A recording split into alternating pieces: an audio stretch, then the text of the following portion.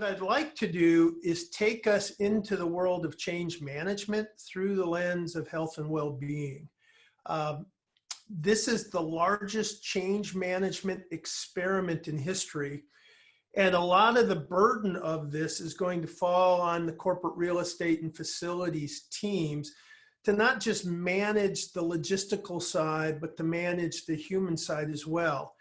And a lot of what we refer to in my firm as change management, there's two sides. There's the left brain side, and we all know what that is. That's the communication, being transparent, finding the champions, all of those things we need to do. But there's also what we've referred to as the right brain side. That's the emotional side, the psychological side.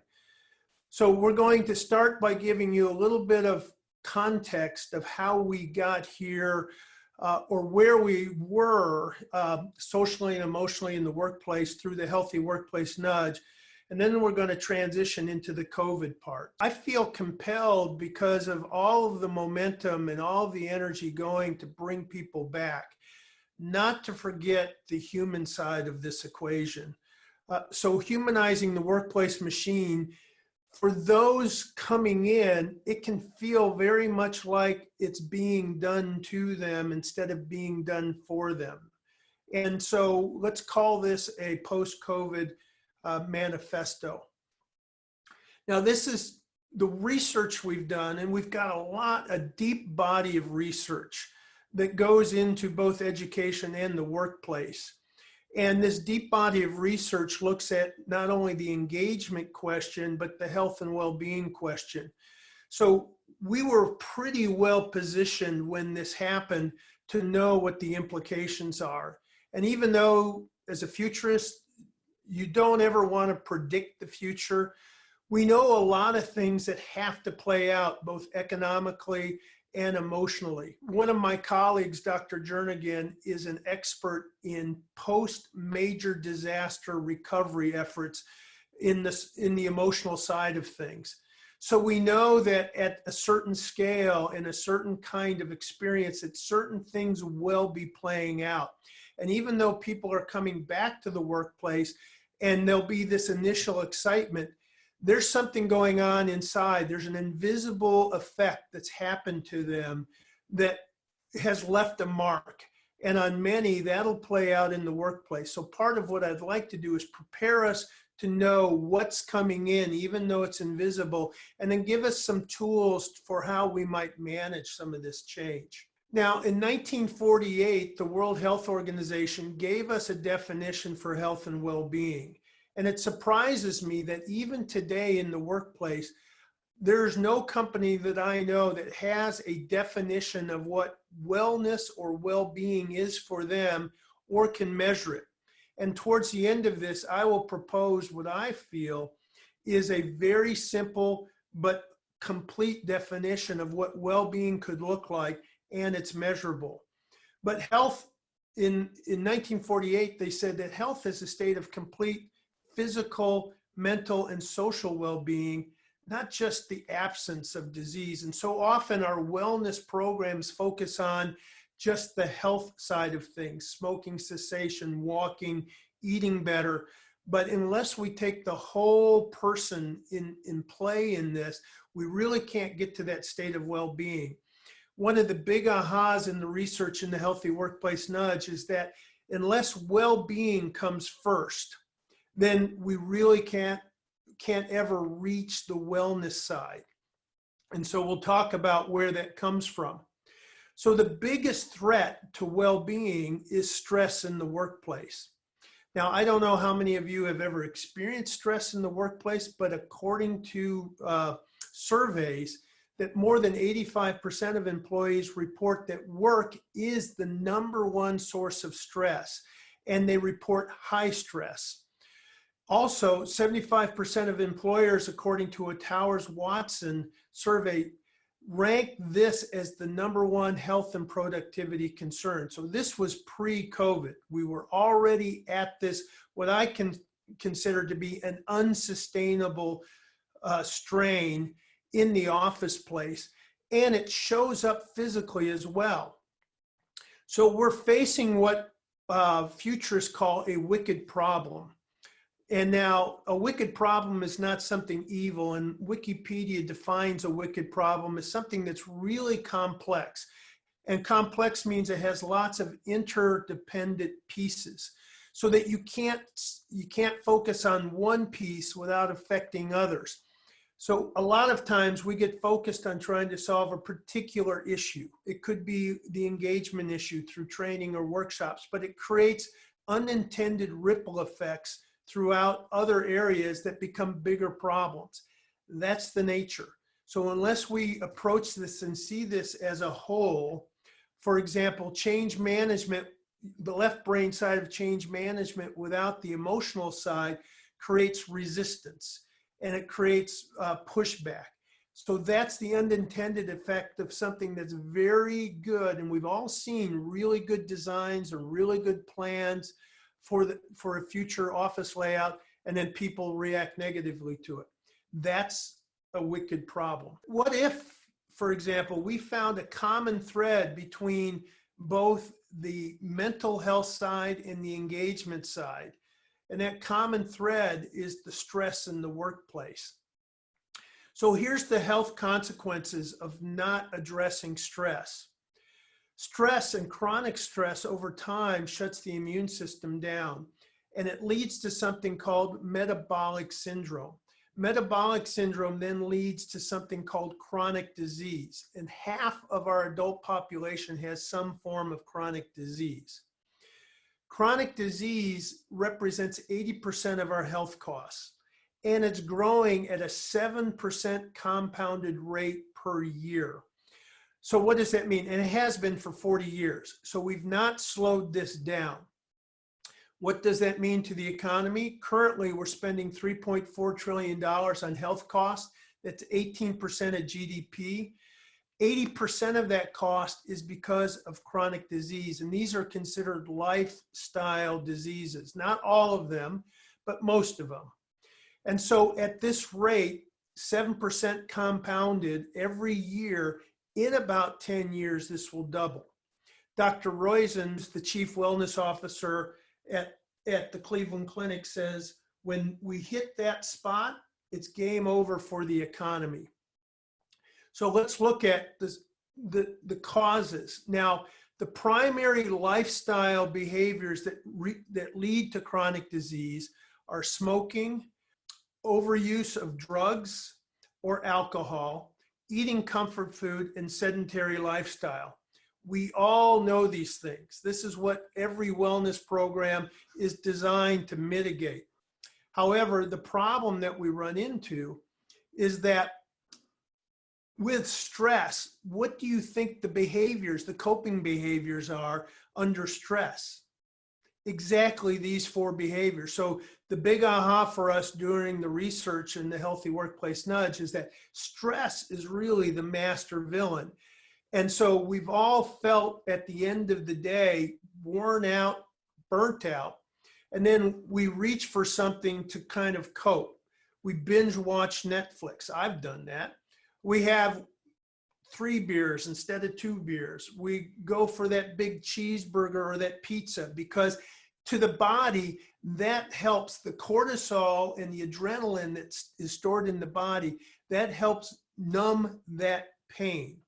And then it turns into affecting sleep. And so we create this vicious cycle of numbing the pain at night, not getting a good night's rest, being a bit depleted in the morning, using coffee or stimulants through the day. And then we create this vicious cycle, which over time quickly turns into metabolic syndrome and then chronic disease. So the misdiagnosis with disengagement is that fatigue and burnout in the last research we did in educators and caregivers looks exactly like disengagement. And so we're seeing this overstressed work environment, overstressed caregivers, nurses, teachers, first responders, going to these unhealthy coping behaviors, and it all leads back to stress. So we have to begin to see that if we want to have a sustainable, healthy work environment, this is the master villain we have to work with. So stress is killing more than just productivity. It's literally killing us. Dr. Jeffrey Pfeffer with Stanford did research and found that work is now the 5th leading cause of death. It's work. And that heart attacks go up 20% on Mondays. So again, this was pre-COVID. Now we're in this new situation. What I project as a futurist is that mental health will become this decade's #1 workplace issue. So now let's look at what's happened in COVID. What's happened to our population? We have to have a proper context because the people that are coming back, the people that we're working with and managing to come back have gone through this common experience. And again, Dr. Jernigan describes what I'm about to show you statistically as having lived through comparable to wartime conditions. 87 million citizens have experienced either a level 1 or a level 2 trauma.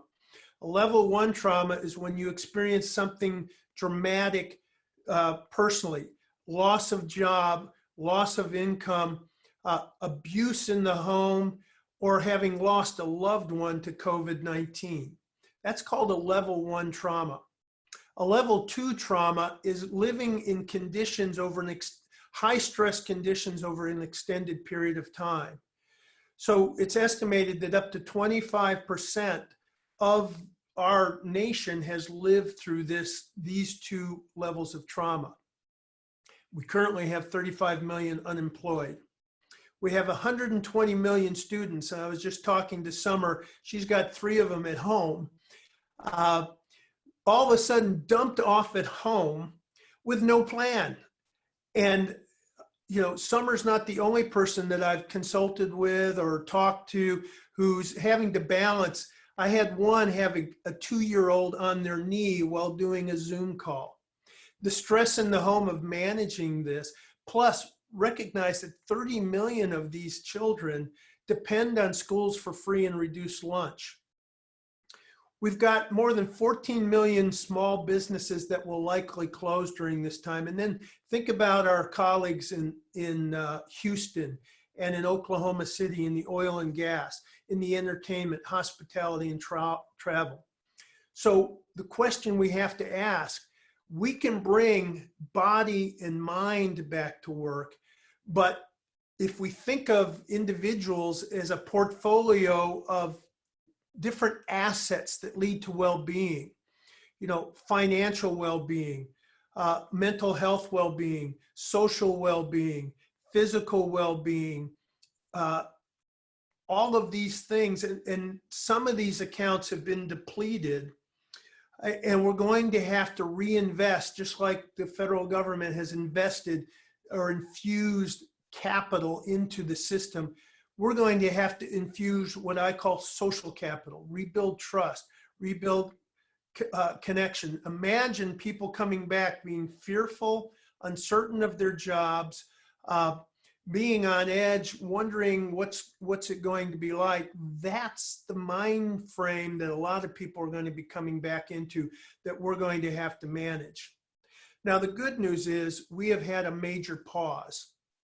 As I said before, in the pre-COVID, I believe we were in an unsustainable rate.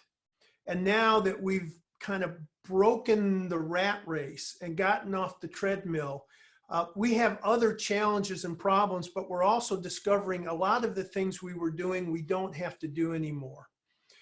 Trying to pack people into high density environments, we now have the option because a lot of companies have found, wow, we're not too bad off with remote work. We're fairly effective doing that. So it gives us a whole opportunity to re-explore what work can be, and I hope we do that. So now we're getting ready to experience the largest change management experiment in history. They're coming back. Now, they may not come back all at once. In fact, I recommend that we do not bring people back all at once, that we do a staged re-entry where people volunteer their way back in as we learn what it's going to be like. And it's important that the decisions that we make matter. we don't know what we don't know. That's very important. And I see us trying to make decisions now that have long-term effects on things that may be short-term.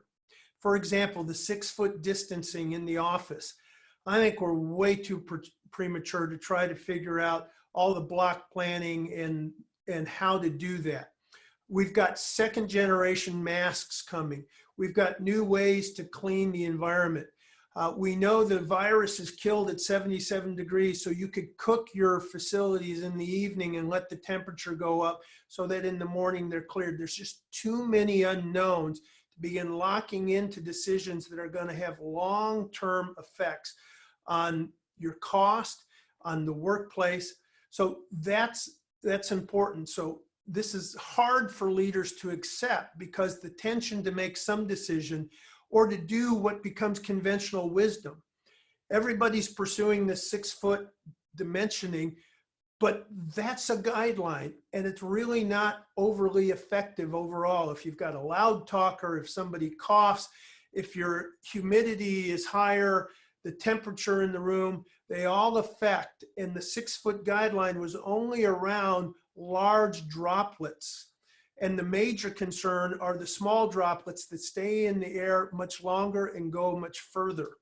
So before we do plexiglass around workstations, before we put screens in between that really don't have much effect, you may want to manage perception, but if you're really trying to go by the evidence and the science, let's learn our way into this instead of making these decisions prematurely. Words matter. I've been on a crusade for several weeks on getting rid of the word social distancing. It's really physical distancing we want. So let's look at the language in our policy and our protocols. A lot of times we speak in corporate speak, and the way that feels to somebody who's vulnerable or distrustful or worried, it feels impersonal and dehumanizing. Let's change our language to something that's user-friendly, that's everyday kind of speak, and get rid of the lawyer stuff so that when people come back, they know we're a human organization. We're not a lawyer, human resource, policy-driven organization. Now, the process matters as well. We have a lot of logistical things that have to happen. We've got a lot of hard decisions based on the spreadsheet. But how we do that is just as important as what we actually do. And remember that our employees are stakeholders. They have a stake in everything we do. And it's not just being transparent in our communication, but it has to be a conversation. These are stakeholders that should have voice, have choice, and have input and be partnered with us as we learn our ways into this. It's a different kind of leadership approach. It's called adaptive leadership. It's much different than strategic leadership or tactical leadership. And that can be a future webinar, but this is a different kind of way of leading people through the process. Now, in safety terms, I work with several construction firms, and what I'm recommending is that when people are coming into the job site, it's very important to go through our protocols. And you can see this site, they're all doing their distancing. But instead of going through the checklist at first, have a human moment. Allow people to process. Allow people to share, I had a lousy night. I had a terrible commute. I need to leave early. I've got to have care given. Because here's the safety piece of that. If your mind is consumed because of worry or something going on in your life, then that's a safety risk. And having those human moments, and I can give you lots of examples of companies who do that and were doing it prior, that relieves a lot of what's called the cognitive and emotional load that then allows you to do your work and focus on the task at hand. Now, part of what's happened is because of the disruption, we're going back to fundamentals. And what they do in early childhood learning and early elementary school is they have greeting rituals. They have start to the day rituals and end of the day rituals. Part of what lowers stress is having that human moment of a ritual, allowing people to connect, share what they're learning or how they're doing, instead of jumping right into the agenda or the checklist that we have to do. Remember, our first goal is doing a couple things: creating psychological safety, creating a sense of belonging, but also going back to Gallup's Q12, the very fundamental pieces that we need in a new environment is clarity about what do I need to do today, and do I have the equipment to do it? Those two, the question 1 and question 2 in the Gallup's Q12, we're back to those fundamentals again. Stories matter. I'll take a little bit of time here, but we've all experienced some form of loss of the connection of our colleagues, maybe loss of income. Someone in our house has lost a job, out of school, a loved one, and we haven't really had the opportunity to process. One of the firms that we consult with, an architectural firm, the managing principal's father passed away of COVID in a senior living facility. They weren't able to say goodbye to them, and it was tragic, and that's happening. And so you carry that, and nobody is exempt. When you experience some form of loss, you're not exempt to those 5 stages of grief. You have to process through it, or it stays in the body and affects you physically. One of the ways of doing that is story. And so there's a process of populations that have gone through major mass disaster recovery. And it's a process called dialectic therapy. And it's a big word for basically storytelling. Now, we've created some templates that allow teams to come back and make it very easy, but part of the story and part of working through and gaining strength from the experience is being able to create a narrative around it and being able to express, this is what happened to me, and here's how it felt, and here's how it impacted me. Now, here is where I'm at now. I'm not so sure about the future. And here's what I'm concerned about when I come back to work. But I did gain these things, and here's what I hope for. That's a simple form, but we've created a couple templates that teams can use and companies can use. One is called, it's a template around my quarantine story, and it's very easy to do. And the other is my return to work story. And so people can fill these out, and it makes it safe because everyone's doing the same thing. And you can facilitate this. You don't have to be an expert, but what we know is that when people can put a story around their experience and have a future forward to that story, it helps them process and work through and allows them to get over the experience they had and be able to get on with their lives. So again, we've got the templates. If you want a copy of the template and how to actually facilitate this in your team, happy to provide that. Keep an eye on your colleagues. This is a time to watch more carefully on shifts in behavior. Suicide is up, unhealthy coping behaviors are up, abuse is up. These are signs of trauma, and these are signs of cumulative stress. Do not ignore these. Have a way, and make sure your companies talk about how do we positively manage this.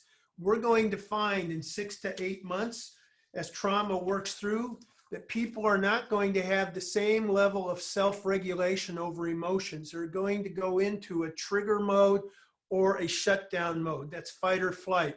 We need to be aware and be able to know how to manage that and not handle it as a standard discipline problem, but handle it as a result of somebody processing and acting out. Imagination matters. This is a time for us to consider what could we do under these conditions that we could never do otherwise. My company has been going through that and has been liberating and it's been very exciting for us to see the new possibilities that we never would have thought of before. The workplace matters. All of this is coming to work. 150 million citizens come to work every day. It's up to leaders to rethink about how we use the workplace and how we come back to work to make ourselves healthier, more resilient, and as a result, more productive.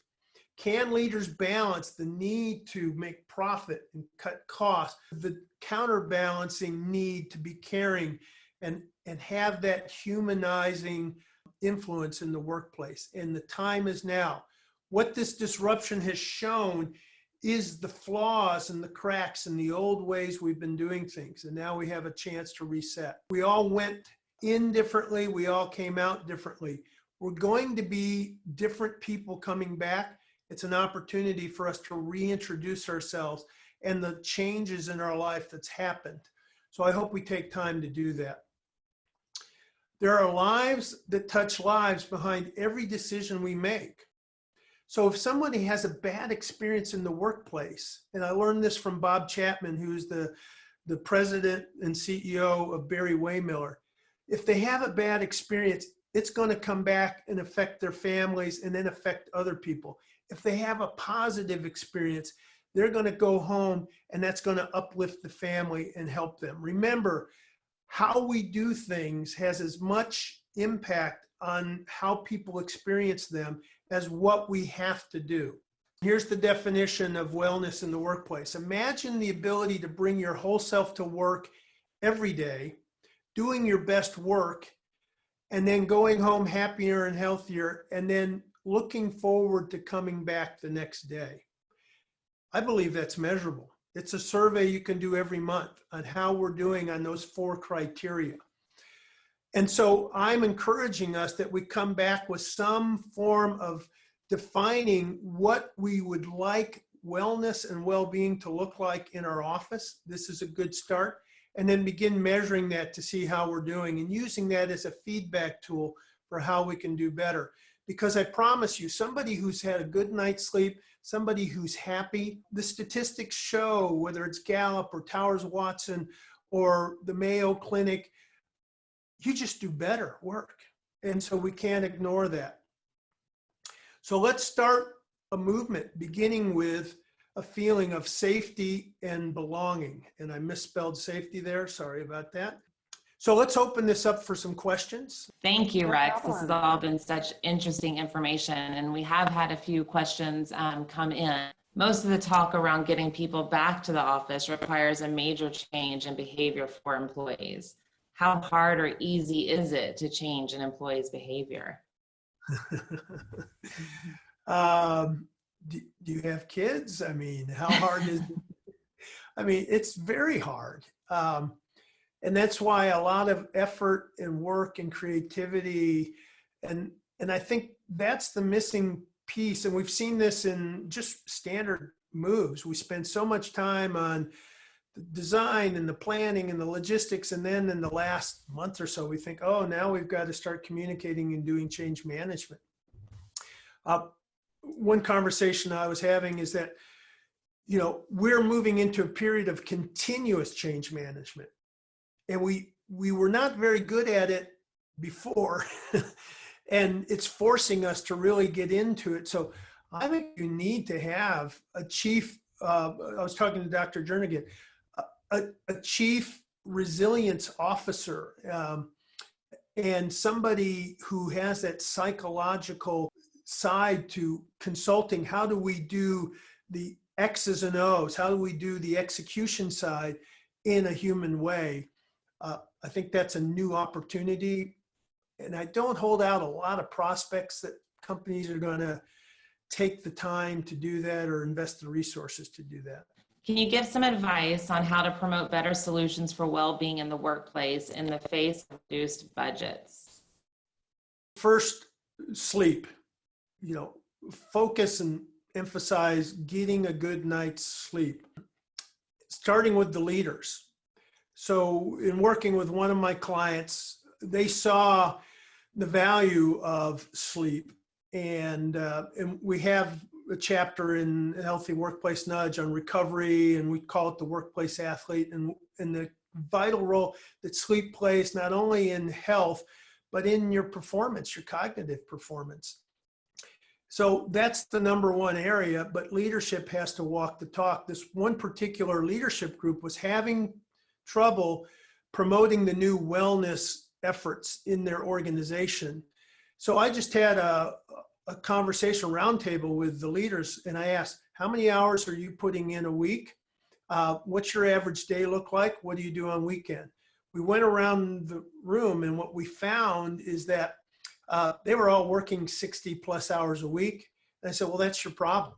Nobody's going to adopt a different a set of behaviors than you are modeling. And so we set up some what are called commitment devices. That's a behavioral economics way of helping people do what they say they're going to do, like putting it on a calendar or having a friend call you in the morning and say, let's go work out together. The commitment device we used is a sports band called Whoop, which measures your sleep recovery levels. And we created a dashboard like you do with a sports team, and I monitored everybody's sleep. I monitored their heart rate variability. That's a metric of resiliency. I measured their sleep efficiency, and we were able to see, where to make some adjustments and changes. And then we had another commitment device, which was the spouse check-in. So once a week, we would check with the spouse and see if Jim or Sally shut it down on the weekend. And then we shut down emails at 6 p.m. on Friday and then turned them on at 6 p.m. on Sunday. You've got to do things like that specific, and have, someone's going to violate on Saturday and the CEO would send a note, why are you doing this? You and I will talk on Monday. So it takes time to shift, but having those structural changes, leadership walking the talk, making it simple. And I would start with sleep as the simple one. Some organizations are starting to think seriously about increased work from home for the majority of staff for the long term, often related to real estate savings if staff are not on site or utilizing shared space. Can you give any tips for humanizing this and managing the change? That's a big question, and I'm glad this came up. So what's happening to a lot of people that are working at home is that once the newness wore off, then they're they're not getting the exercise. They're not, you and I have probably experienced Zoom all day long without a break. So they will need coaching on how to do this in a healthy way. They're also going to need to have some connection time, like a morning, quote, stand-up meeting where it's just, how are we doing? What's going on? What do you need? They're going to need to be well equipped in the workplace too. I recommend you reach out to Kate Lister, who is a well-known Cornet member. She is the leading expert on how to make remote work and do it in a healthy way.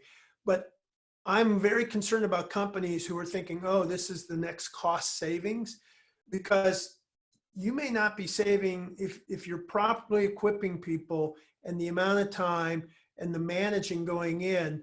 I don't know if it'll be a wash. I'm sure there will be some savings, but it's not just move it over here and forget about it. There's a lot of care and management that are going to have to go into that to make it work. Thank you so much, Rex and Summer. Wow, this was really, really great information. We recorded the session. I'm going to send it out to everyone. Thank you again so much for joining. And gosh, Rex, thank you so much for teaching us a few things today. This was really great.